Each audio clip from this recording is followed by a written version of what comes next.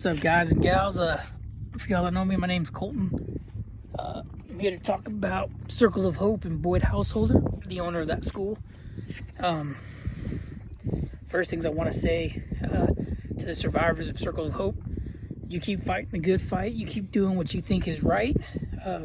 Don't let the naysayers and the haters and the lawyers and all those other people bash you and put you down and call you troubled teenagers or people with troubled past, because you're better than that. We know it. You know it. Most importantly, you know it. Your families know it. Your kids know it. So you guys keep doing what you're doing. You keep exposing the molestation and the abuse you guys had to go through. Obviously, I didn't go to Circle of Hope as a student, but I did go to an affiliation of Circle of Hope. I'm not going to say the name yet or right now. One, I haven't been asked to. Two, like I said, I haven't been asked to. I don't lie. That's just how I am. I don't usually give free information out because in my mind, that's the thing of the past. What's done has been done. So I thought it was a thing of the past. You know, recently I heard that somebody was taken out and removed from that school because of the same type of abuse. Spoke with the victim and the person that removed him and verified the stories. And then I was told that, oh no, that was an 18-year-old that couldn't go home. And I went to go verify that story and debunked it fairly quickly. It sucks because I was told that by a friend. And, you know, friends make mistakes. It is what it is. But, you know, that's just how I am. I don't usually speak on things that I haven't been asked to. So we'll just leave that alone for now. But I have been asked to speak on Circle of Hope and Boyd Householder. Let me first off say I think Boyd Householder is a little punk. I've always thought that since the time I was 15 all the way up to right now. I think anybody that preys on teenagers, abuses them in any way, grabs them by the neck, slams them against the wall, punches them in the stomach, threatens to rip boys' nuts off because they scratched their balls in front of their daughter who was standing in the corner where they normally sat, the householder table in my school. And then again, what the females are saying, the female survivors, I'm not going to say victims, I don't think you're victims, I think you're survivors, are saying they had to be abused, they had to be sexually assaulted by this guy and people that were affiliated with him, which is crazy because when I was a student 13 years ago, I heard the same things being said about a person that worked for him back then, but we couldn't do anything. It was just kind of one of those things where you heard it, but life had to move on for us because we were also in our kind of hell or whatever you want to call it. But now they're saying the same thing 13 years later. So multiple, it's not one, it's not two, multiple by the truckloads of girls are coming out and saying the same thing. As far as I can't speak on that, but I can say that it's probably true. I have no reason not to believe them. Those girls who were teenagers back then are moms now. They're professionals now. They have careers. They're brothers, they're sisters. Some of them go to church on a regular basis. Some of them don't go to church on a regular basis. They're living their life the best way they know how. So they've given me no reason not to believe them. And when it's girl after girl after girl after girl after girl after girl after girl after girl after girl after girl and after girl, and then many, many more I probably haven't seen or heard or saying the same thing. I mean, if it walks like a duck, it quacks like a duck, it's probably a duck, if we're being honest. And so yeah, let me this is how I'm affiliated with Boyd Householder and Circle of Hope. I went to a boarding school in Missouri, I think maybe 30 minutes away from Circle of Hope. Before Circle of Hope was started, Boyd Householder worked for that boarding school, and we all thought he was cool because he was a hardcore Vietnam veteran, sergeant major or first sergeant or whatever kind of sergeant in the Marine Corps. Oh, hoorah! Yeah, he was a little hoorah. But we were also a tougher kind of breed back then. So for us to see somebody get choke slammed by this hardcore Marine was nothing, because it happened on a daily basis, not just by him, by several others. Or for somebody to take an elbow in the face or the back of the head was a normal occurrence. And so when these girls say, yeah, you know, we had to, you know, he grabbed us by the back of the necks and slammed us onto the ground. He wasn't setting them down gently. He wasn't placing them gently. He wasn't doing proper control techniques. They ain't trained. Those people in those boarding schools, they're not trained like the police. And the police aren't even trained as good as they think they are. Obviously, we had an incident that struck all kinds of protests and riots. So even the police department's not trained properly like that. I've been trained. I'm certified in a couple of things, as far as techniques and holds like that and maneuvers, and you know, mock holds and whatever.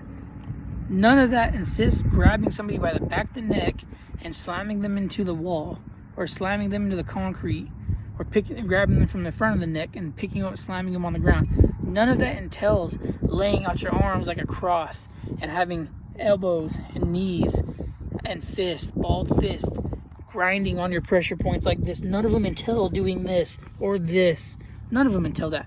Some of them do entail, pushing on the pressure points, but none of them entail grinding those nerves until your hands come back looking like this, because you can't open them, because you can't even feel your fingers, or you can't walk properly because your back of your legs have been grinded on your pressure points so much. Or, you know, none of those holds entail having massive bruises that cover the entire parts of your arms and back of your legs. I'm talking about 5, 6, 7 inches in diameter. None of them entail that. So none of these schools, well, I can't say none of them, but at least the ones I've seen and the ones that I've witnessed and been to and been through, have not been trained properly in restraints. And so when these girls say they've been choke slammed, I believe it. When these girls say they've been molested, I believe it. When these girls say they've been assaulted, I believe it. You know, they have no reason to lie. And let's get back to my stories now about Boyd Householder. His 3 stories. One, we were on the ranch. They called us ranch hands. We used to work with the horses, feed the horses out at that school. And we were in the barn at the time, and it was an old barn, feeding the horses. And somebody had dropped either a bag of feed or something, and it spilled everywhere. And he goes, "Buck," you know, he yells out the F word, and Boyd Householder comes running in and said, "Who says that?" He goes, "It was me, my bad." He runs up to him, punches that student in the stomach. You know, I think the student was 16, maybe 15 or 16. Punches him in the stomach, grabs him by the neck, picks him up, slams him on the ground, and starts restraining him, and digging his face into the dirt. And says, "If you ever say that again in my presence, it'll be 10 times worse than what you get right now."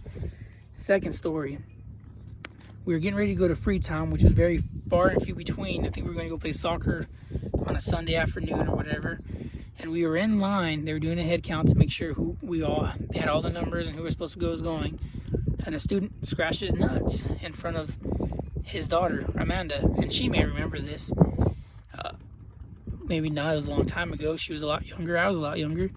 And Boyd Householder runs up and probably grabs him by the nut or the belt buckle, pulls him in, and I'm standing in front of this kid, and I hear, "If I ever see you scratch your nuts in front of my daughter again, I'm going to reach down your pants and grab your nut sack, and I'm going to rip them off. Get out of my line." Kicks him out of line for scratching his nuts. Mind you, we're an all-boys boarding school. 160, 170 students. We had so many students, dudes were sleeping on the ground. That's how that was. Third story is I was in line beatboxing. I was a teenager in my own little world, making a beatbox or something like this, and kind of zoned out. They were doing a count because every time we left the dining hall, we had to have a count. Boyd Householder hears that, walks up, hits me in the stomach, and says, "If I ever hear you again, we'll take a trip to the Paddy Palace." Me being me, I said, "Let's go." Well, him and his homies, and I say homies because about 4 others, about 280, 325-pound grown men, decide they're going to grab me by the shoulders and escort me to the Paddy Palace. As soon as we get to the Paddy Palace, slam me against the wall, and then when I bounce off of it, they think I'm fighting. They pick me up, slam me on the ground, and proceed to mash my nerves with fists and elbows and knees. I had a knee in the back of my head, back of my neck at one point in time. That went on for another 30, 45 minutes. And then when I stood up, they tell you don't move a muscle. Just stand straight still. Don't move your arms, nothing. They pick you up, set you on your feet. Not supposed to move at all.